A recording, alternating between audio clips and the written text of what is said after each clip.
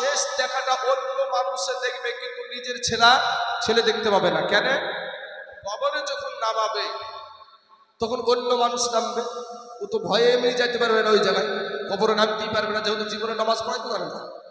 তো আপনার ওই কবরে যে কি পড়তে হয় কবরে নামানোর টাইমে সেটাও জানে না। অন্য একটা মানুষ তার মাকে কোলে করে নিচে নামাবে, নিচে নামিয়ে শুয়ে দিয়ে উঠে চলে আসবে। কিন্তু যদি তার সন্তানটা কবরে নামে, ওই সন্তান যখন শেষ মুহূর্তে যখন কাফনের গিটটাকে খুলে মুখটাকে বের করে পশ্চিম দিকে করবে, ভিতরটা বলবে, মাগো জন্মের মতো বিদায় দিলাম গো মা, আর তোমার এই চেহারা খারাপ দেখতে পাবো না, আর তোমার এই চেহারা খারাপ দেখতে পাবো না। সন্তান যদি হয় কলেজা ফাটবে, কিন্তু অন্য মানুষে যদি নামায় তার কলেজা ফাটবে না। ঝটপট করে নেমে ঝটপট করে শুয়ে দিয়ে দুয়াটা পড়ে উপরে উঠে চলে আসবে, কিন্তু সন্তান মাকে রেখে আসতে পারবে না। কিন্তু আপনি এমন সন্তান তৈরি করলেন, এমন সন্তান আপনি দুনিয়ার জমিনে আনলেন, আনার পরে সেই সন্তানকে আপনি এমন শিক্ষায় শিক্ষিত করছেন যে আপনাকে আপনার সন্তান সম্মান করে না, ইজ্জত করে না, মা কি জিনিস বুঝে না। আমি বলবো যুবক ভাইদেরকে, আজ এই স্টেজে বলে যাই, ভাই আমি যতই বড় বক্তা হই আর মুফতি হই আর মুফতি হই আর মুহাদ্দিস হই, মক্কা মদিনার ইমাম হইয়াও আল্লাহর জান্নাতে যাওয়া হবে না যদি মা বাপকে কষ্ট দেয়। যুবক রে, যার মা নাই, যার বাবা নাই, সেই জানে মা হারানোর কি ব্যথা, আব্বা হারানোর কি ব্যথা। ওই কবরকে জাহান্নাম থেকে বাঁচতে হলে তোমার মা জননীর খিদমত করো, তোমার মায়ের পায়ের তলে হলো আল্লাহর জান্নাত। জোরে বলেন সুবহানাল্লাহ। আমাদের পায়ের তলে হলো জুতা, আমাদের পায়ের তলে জুতা, আর আমার মায়ের পায়ের তলে হলো আল্লাহর জান্নাত। জোরে বলেন সুবহানাল্লাহ। যুবক, আজ মাহে রমজান মুবারক মাস আমাদের কাছ থেকে বিদায় নিল ভাই। ঈদের নামাজও হলো, ঈদের খুশি হলো, কত আনন্দ উৎসব। তুমি বিদেশের জমিনে কাজ করো ভাই, টাকা পাঠিয়েছো তোমার বিবির অ্যাকাউন্টে, তোমার বিবি তোমার সন্তানের জন্য সুন্দর সুন্দর পোশাক কিনলো, তোমার বিবির জন্য নিজের জন্য পোশাক কিনলো, নিয়ে এসে বাড়িতে সবাইকে দেখাচ্ছে, দেখো আমার ছেলের জন্য আমার মেয়ের জন্য আমি এই পোশাকটা নিয়েছি, আমার জন্য এই পোশাকটা নিয়েছি। কিন্তু এইরকম সাদা দাড়িওয়ালা বৃদ্ধ বাপ বৃদ্ধ মা একটা কিনারায় বসে টুকটুক করে তাকায় আর বলে, আহারে বেটা, ওরে আমার কলেজার টুকরা, আজ আমি তোর মা 10 মাস তোকে পেটে ধারণ করেছিলাম, 2 বছর বুকের দুগ্ধ খাওয়াইছিলাম। বাবা, আমিও একটা মায়ের সন্তান, যার দুনিয়ার জমিনে মা নাই। যুবক রে, আমি তোমাদেরকে বলবো, যাদের মা নাই তাদেরকে জিজ্ঞাসা করবো জনম দুঃখিনী মা কি জিনিস। ওই ব্যক্তিটা মায়ের কথা বলতে বলতে চোখের পানি ধরে রাখতে পারবে না, বাবার কথা বলতে গিয়ে চোখের পানি আর ধরে রাখতে পারবে না, কেঁদে ফেলবে। কারণ যুবক, ওই মানুষগুলা জানে মা হারানোর কি ব্যথা, আব্বা হারানোর কি ব্যথা। আমি বলবো ভাই, যদি কোনো সন্তান এখানে থাকো ভাই, মাকে মা বলে ডাকো না, আব্বাকে আব্বা বলে ডাকো না। তাদেরকে বলবো ভাই, আজকে রাত্রে গিয়ে তোমার মাকে মা বলে ডাকিও ভাই, আজকে রাত্রে তোমার বাবাকে বাবা বলে ডাকিও। দেখো তোমার বাবা মা তোমাকে খুশি হয়ে যাবে, তোমাকে ক্ষমা করে দেবে। এ যুবকেরা, আজ তুমি ওই মা জননী, তুমি যখন ছোট্ট ছিলা, সেই ছোট অবস্থায় তোমার মাকে গিয়ে বলেছিলাম, মা গো, পাশের বাড়িতে ঈদের বাজার নিয়ে এসেছে, মা আমার আব্বুকে আমার জন্য বাজার আনবে না? বাপ গরিব মানুষ, খেটে খাওয়া মানুষ, মাজায় গামছা বেঁধে লোকের জমিতে মুলিশ দেয়। রমজান মাসের প্রথম সপ্তাহ চলে যায়, দ্বিতীয় সপ্তাহ চলে যায়, তৃতীয় সপ্তাহ চলে যায়, চতুর্থ সপ্তাহে সন্তান গিয়ে মায়ের যখন মাজা ধরে, তখন মা বাপের কাছে গিয়ে বলে, স্বামী গো, আমার এই পাগলাকে একটা তুমি পোশাক এনে দাও না, তুমি বাকি করে হলেও আমার এই সন্তানটাকে একটা নতুন পোশাক কিনে দাও না। বাপ পুরাতন কাপড় পরে থাকে, কিন্তু সন্তানকে নতুন পোশাক পরায়, আর তুমি এমন নাফরমান সন্তান যে তুমি নতুন পোশাক পরো, আর তুমি তদন্ত নিজানা রমজান মুবারক মাসের ঈদের টাইমে তোমার বাবার পরনে একটা নতুন লুঙ্গি আছে কিনা, তোমার জন্ম দুঃখিনী মায়ের পরনে একটা নতুন শাড়ি আছে কিনা, তুমি খবর নিলা না। ভাই, তুমি যতই নামাজ পড়ো তোমার কোনো নামাজে কাজ হবে চাচা? কোনো কাজ হবে না, ঠক্কর দিয়াই হবে। আমার আল্লাহ পাক রব্বুল আলামিন যেই মা বাপের জন্য দোয়া করার জন্য দোয়া শিখিয়ে দিয়েছে, সেই দোয়া তো তুমি নিজেও জানো না। আর আমাদের সমাজে সেই আমরাও সন্তানকে এমনভাবে তৈরি করছি বাবা, যে সন্তান ওগুলার কাছে ধারে কাছেও যাচ্ছে না। খাজা মাইনুদ্দিন চিশতি রহমতুল্লাহ আলাইহি ভারতের জমিনে ইসলামকে প্রচার করেছে বাবা। আরব দেশ থেকে ভারতের জমিনে যখন কালেমার দাওয়াত দিতে আসলেন, একটা নয় দুটো নয়, ৮০ থেকে ৯০ লক্ষ বিধর্মীকে কালেমা পড়ে মুসলমান বানিয়েছিল। জোরে বলেন সুবহানাল্লাহ। এই খাজা মাইনুদ্দিন চিশতি রহমতুল্লাহ আলাইহি যখন মায়ের কাছে গেলেন, মনটা বড় আনন্দিত, মনটা বড় খুশি। এমন সময় খাজা মাইনুদ্দিন চিশতি রহমতুল্লাহ আলাইহির মা বলছে, বেটা রে, ওরে বেটা মাইনুদ্দিন, আমি তোর মা, আমি বুঝতে পারছি রে বেটা, তুই বড় আনন্দিত হয়ে ঘোরাফেরা করছিস, বিষয়টা কি, ব্যাপারটা কি? আমি তোর মা, তোর মনে এত আনন্দ আগে দেখি নাই রে বেটা। এবার খাজা মাইনুদ্দিন চিশতি রহমতুল্লাহ আলাইহি, যিনি বাবা দিল্লির জমিনে শুয়ে আছে, উনি বলছে, মা আমি হিন্দুস্তানের জমিনে গিয়েছিলাম, ইন্ডিয়ার জমিনে গিয়েছিলাম, আমি ভারতের জমিনে গিয়েছিলাম মা, আমি একটা নয় দুটো নয় মাগো, ৮০ থেকে ৯০ লক্ষ বিধর্মীকে আমি কালেমা পড়ে মুসলমান বানায়াছি। জোরে বলেন সুবহানাল্লাহ। মা জননী একটা ডাক দিয়ে বলছে, বেটা রে, ওরে বেটা মাইনুদ্দিন, এটাতে তোমার খুশি হওয়ার কোনো দরকার নাই, এটাতে তোমার আনন্দ করার কোনো প্রয়োজন নাই। আজকে তুমি যা কিছু হয়ে আছো, তোমার মা জননীর ত্যাগের কারণে হয়েছো।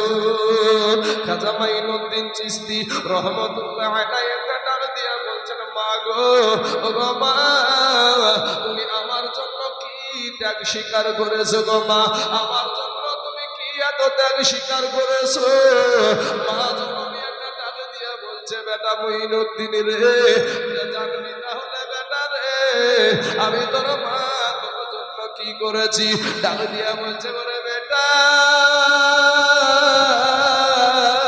আমি তোর মা, তুই যখন আমার পেটে এসেছিলি রে বেটা, বেটা রে, আমি তোর মা,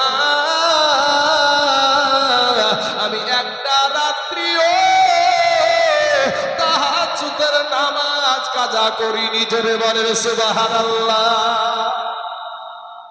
আর আমাদের মা তাহাজ্জুদের নামাজ পড়েছে না কি পড়েছে, আপনারা যারা স্বামী আছেন তারা ভালো করে বুঝতে পারছেন।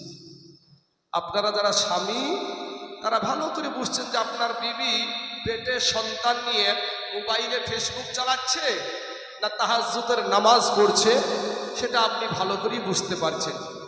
গাছ যদি ভালো হয়, ফলন ভালো হয়। আপনি ন্যাংরা আম লাগিয়ে যদি ফজলি আমের আশা করেন, হবে রে ভাই? হবে না।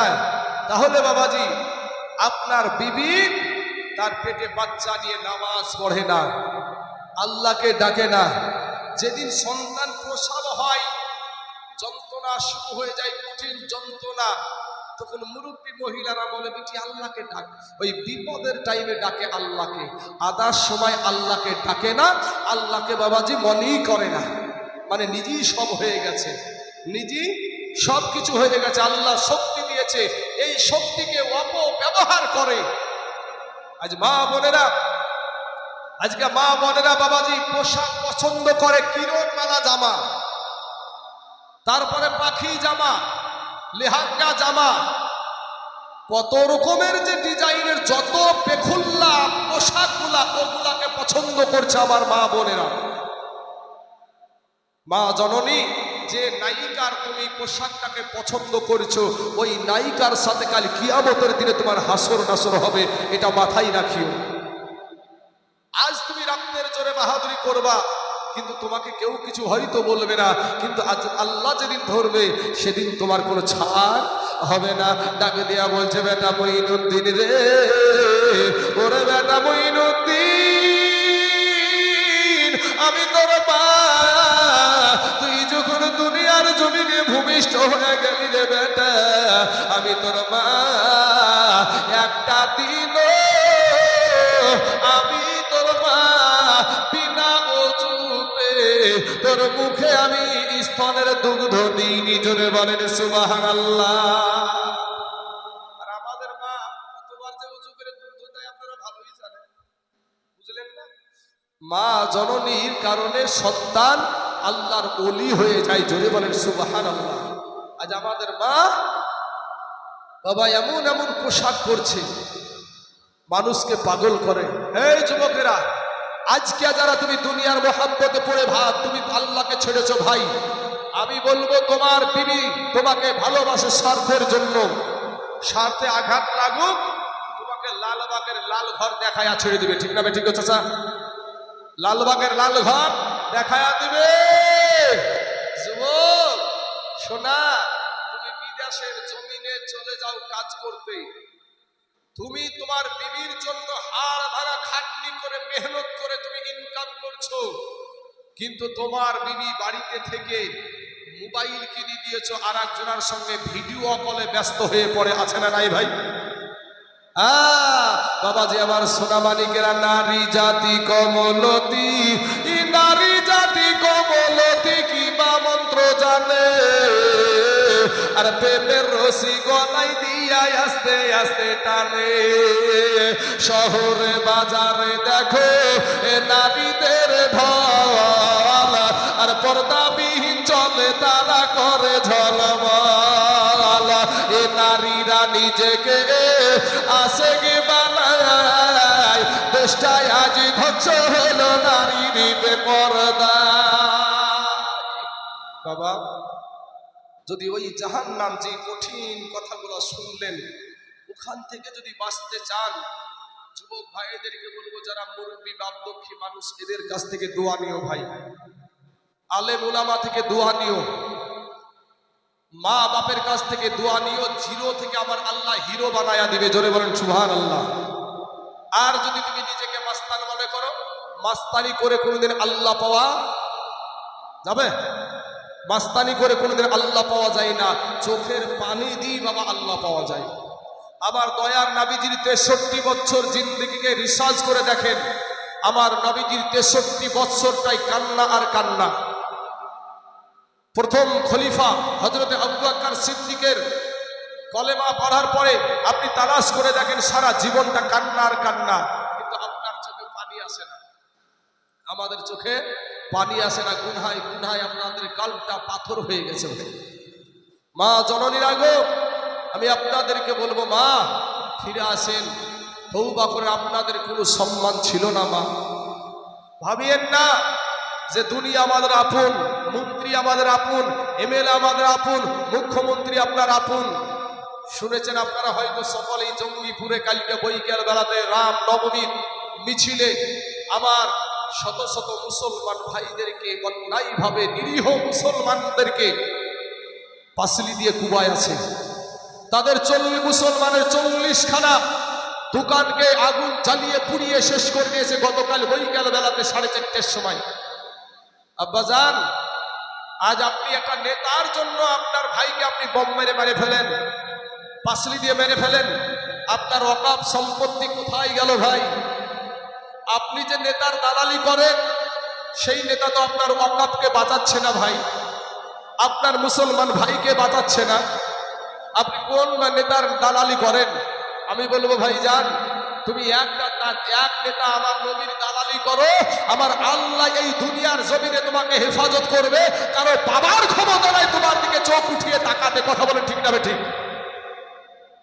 রাগ করছেন চাচা আপনারা? মনে হচ্ছে যে আপনাদের অবস্থা দেখে মনে হচ্ছে যে আপনারা একেবারেই বরফের মতন হয়ে গেছে। হ্যাঁ বাবারে, আমার সোনা মানিকের, আমার ভাই জানেরা, আজ আমাদেরকে বলে না রোহিঙ্গা, বলে না, আমাদেরকে বলে রোহিঙ্গা, আমাদেরকে বলে বাংলাদেশি, আমাদেরকে বলে পাকিস্তানি। আমাদের 14 পুরুষই ভারতের জমিনে বাস করলো।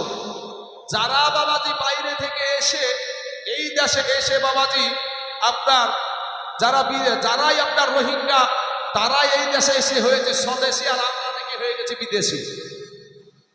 এই শুভেন্দু অধিকারী আমাদেরকে ভয় দেখায়, তাড়িয়ে দেবো, হ্যান করবো, ত্যান করবো, পুলিশ ভয় দেখায়, প্রশাসনের ভয় দেখায়, সেন্ট্রাল ফোর্সের ভয় দেখায়। কিন্তু আমরা মুসলমানের জাত। কথা বলেন ঠিক না ঠিক? আমরা হলো মুসলমানের জাত।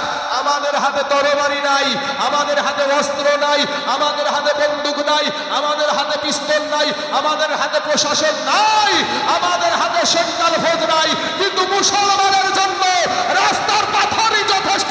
ঠিক না ঠিক? আওয়াজ দেখে মনে হচ্ছে যে না, ইমান তো আমাদের ওই রকম হয়েছে। ইমান ওই রকম তো, এর জন্যই তো আপনার বাবাজি ইমানি জজবা আপনার নাই।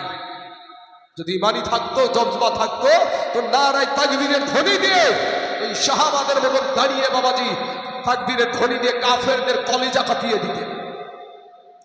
বাবা, আমার এই কথাটা সোশ্যাল মিডিয়া যাচ্ছে, সোশ্যাল মিডিয়াতে যাচ্ছে। রাস্তা দিয়ে একাই চলাফেরা করি, কোনো প্রোটেকশনের দরকার হয় না। কিন্তু যারা আমাদেরকে রোহিঙ্গা বলে, তাদের আবার প্রোটেকশন ছাড়া বাড়ি থেকে বেরোতে পারে না, পুলিশ ছাড়া বাড়ি থেকে বেরাতে পারে না। তাহলে চোর কারা বোঝা যায়? কাদেরকে গার্ড লাগে, চোর কারা বোঝা যায়? আমি বলবো, মা জননীরা গো, যেই সমস্ত নেতা নেত্রীরা তোমাদেরকে খুব আনন্দ দিচ্ছে, একটু তোমাদেরকে সাহস দিচ্ছে, আমি বলবো তারা তোমার আপন নাই। তোমার স্বামী হলো তোমার আপন, তোমার শ্বশুর হলো তোমার আপন, তোমার দেওয়ার হলো তোমার আপন, তোমার সন্তান হলো তোমার আপন। কারণ তোমার জন্য তারা বুক পাতবে না। তোমাকে যদি কেউ অন্যায় করতে আসে, তোমার স্বামী তোমার জন্য বুকের তাজা রক্ত রাস্তায় ঢালিয়ে দিবে, তারপরে তোমাকে বেইজ্জতি হতে দিবে না। কথা বলেন ঠিক না ঠিক? চাচা, অথচ বাবাজি ১,৫০০ টাকা পায়, আর এই ১,৫০০ টাকা পাওয়ার পরে স্বামীটা সেই ২২ বছরে বিয়ে করেছে, ২২ বছরে বিয়ে করার পরে ওর জীবনটাকে খাটতে খাটতে শেষ করে ফেললো। মাসে ১,৫০০ টাকা পাই, স্বামী যদি কোনো একটা বিপদের জন্য টাকাটা চায়, তুমি কি শুধু ওই টাকাটা দেখতে পাও নাকি? তুমি শুধু ওই টাকাটা দেখতে পাও? এই ১,৫০০ টাকার জন্য আমার ভাইদেরকে বলবো যে ভাই, তোমার আপন বলতে তোমার নবী। আর আমার মা এদেরকে বলবো, মা গো, মা ফাতেমার আদর্শটা একটু গলায় পরিয়ে নাও মা, তোমার ইহ জগৎ পরজগৎ আলোকিত হয়ে যাবে। মা, তোমাদের কোনো সম্মান ছিল না মা, তোমাদের কোনো ইজ্জত ছিল না।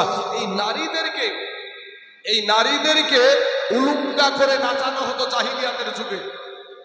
এই নারীদেরকে আপনার হাটে বেচা কিনা করা হতো, এই নারীদেরকে জিন্দা দাফন করা হতো। কিছু বছর আগে আমার বাপদক্ষী মানুষরা বলতে পারবে, হিন্দু ভাইদের ভিতরে একটা প্রথা চালু ছিল, সতী দাহ। মনে পড়ে গো? একটা জীবিত স্বামী যখন মারা যায়, তো ওই স্বামীর সাথে তার বিবিটাকেও, জলজান্ত বিবিটাকেও জ্বালিয়ে দিত। শিক্ষিত লোকেরা বলল যে আমার জামাই বাবাজি মারা গেছে, সে চিতায় চলবে, এতে কোনো সন্দেহ নাই। কিন্তু আমার একটা জীবিত বিটি চিতায় বসে বসে আব্বু বাঁচাও, আব্বু বাঁচাও, কোনো বাপ এটা সহ্য করতে পারে নাই। ধর্মের আইনে লাথিবার, এ আইন মানা যাবে না। ধর্মের আইনকে বদলিয়ে দিয়ে ধর্মের আইনকে পাল্টানো হয়েছে। কিন্তু মুসলমানের কাছে আজ থেকে ১,৫০০ বছর আগে আমার নবীজি যে আইন বেঁধে দিয়েছে, ওই আইন আমাদের কাছে আগেও বলবৎ ছিল, এখনো আছে, আগামীতেও থাকবে। জোরে বলেন ইনশাআল্লাহ।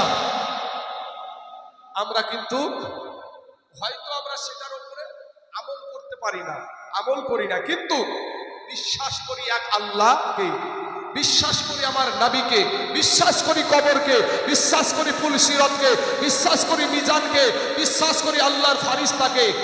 মুসলমান ভাই, এর জন্যই বলছি, তওবা করে ফিরে আসেন। আমার আল্লাহ, আপনি আমার শেষ নবীর উম্মত হওয়ার কারণে আপনার জীবনের গুনাহকে মাফ করে দিবে। জোরে বলেন সুবহানাল্লাহ। মা জননীরা, আপনাদের জন্য এই ওয়াজটা টানছি। মাগো, এই নারীদের কোনো সম্মান ছিল না। আমার নবী একদিন ওয়াজ করছে, এই নারীদেরকে সম্মানের জায়গায় বসায় আছে আমার দয়ার নবী। জোরে বলেন সুবহানাল্লাহ। এই মহিলাদেরকে সম্মানের জায়গায় বসায় আছে আমার দয়ার নবী, আমার নূর নবী। অনেক মহিলা আছে বাবা, নবীজির নাম কি এটাই জানে না, মুখ দিয়া কালেমাটা বের হয় না। হাইব্রিড টুপি পরে দেখবেন বিয়ে করতে আসে, বিয়ে করতে এসে ইমাম সাহেব বলে কালেমা পড়ো, তো দেখবেন মুখে ঠিক রুমালটাকে ভাঁজ করে এইভাবে দিয়ে রাখে। আচ্ছা না নাই চাচা? কথা বুঝতে পারছেন না আপনারা? এইভাবে মুখখানে দিয়ে রাখে, দিয়ে রেখে যখন ইমাম সাহেব বলে তখন আর মুখ দিয়ে আমার কালেমাটাও বের হয় না। তোমার বাবা মুসলমান, হ্যাঁ আমার বাবা মুসলমান, আমার মা মুসলমান, আমার 14 গোষ্ঠী মুসলমান, কিন্তু মুখ দিয়ে কালেমা বের হয় না। ইমাম সাহেব এই বাবাজির মতো না করে ইমাম সাহেব যখন কুলিয়া দেয় 14 বার বলার পরও আর মুখ দিয়ে কালেমা বের হয় না, আর মুখ দিয়ে সহিভাবে বের হয় না, তুতলা হয়ে যায়। ঠিক বাবু বের করতে পারে না। ভাই আমার, সোনা মানিকের আমার মা খালা গো, নিজের সন্তানটাকে একটু মক্তবে পাঠান, মাদ্রাসায় পাঠান, মসজিদে পাঠান। আপনার সন্তানটা আপনি কমসে কম কোরআনটা শিক্ষা করান, এই কোরআনওয়ালা বানান আপনার সন্তানকে। আজ আপনারা দুনিয়াকে নিয়ে মাতোয়ারা হয়ে গেছেন। যেই সমস্ত যাদের পোশাক নিয়ে আপনার খুব পছন্দ, ইসলামিক পোশাক তোমাদের পছন্দ হয় না, সেই ইসলাম ধর্মের প্রচারক আমার দয়ার নবী বলছেন, সে নবী আমার তোমাকে মায়ের জাত বানিয়েছে। জোরে বলেন সুবহানাল্লাহ।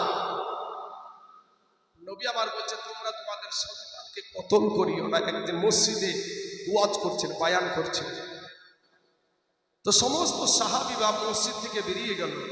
এর সাথে একজন সাহাবী মসজিদে বসে চোখ দিয়ে অঝর নয়নে পানি ঝরছে। নবী আমার বলছেন বাবা সাহাবা, ওগো আমার সাহাবা, সমস্ত সাহাবী বেরিয়ে গেল, এত কান্না তুমি কিসের জন্য কাঁদো গো? ওই সাহাবী দাইহাতুল কালবি একটা ডাক দিয়া বলছেন, ওগো ইয়া রাসূলুল্লাহ, ইয়া হাবিবাল্লাহ, নবী গো, আপনি এমন একটা বায়ান আপনি করেছেন গো নবী, এমন একটা ওয়াজ আপনি আজকে করেছেন গো নবী, নবী গো,